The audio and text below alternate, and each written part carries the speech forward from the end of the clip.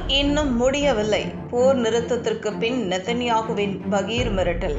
அணுசக்தி விவகாரத்தில் இஸ்ரேலின் இரட்டை வேடம்.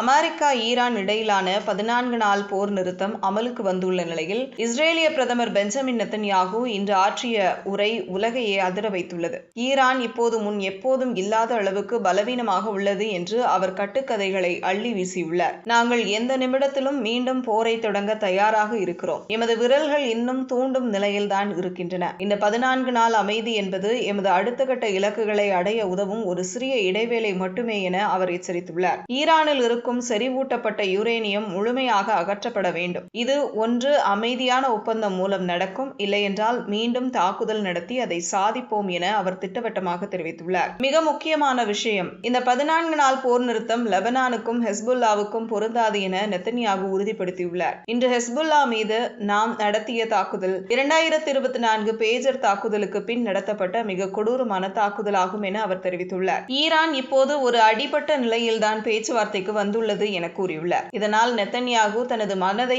சாந்தப்படுத்த முயல்வதாக நெட்டிசன்கள் கிண்டல் அடித்து வருகின்றனர். ஒரே நாளில் லெபனான் மீது இஸ்ரேல் நடத்திய தாக்குதலில் சுமார் 254 பேர் கொல்லப்பட்டுள்ளனர் மற்றும் 1165 பேர் காயமடைந்துள்ளதாக தகவல்கள் வருகின்றன. பெய்ரூட்டில் இப்போதும் குண்டுகள் வெடிக்கும் சத்தம் கேட்டுக்கொண்டே இருக்கிறது. அணுசக்தியை அகற்றாவிட்டால் மீண்டும் போர் தொடங்கும் என நெதன்யாகு விடுக்கும் இந்த எச்சரிக்கை ஒரு நிரந்தர அமைதிக்கு வழிவகுக்குமா அல்லது இது அடுத்த கட்ட மகா அழிவிற்கான தொடக்கமா என்பது உலகளவில் பேசும் பொருளாக மாறியுள்ளது.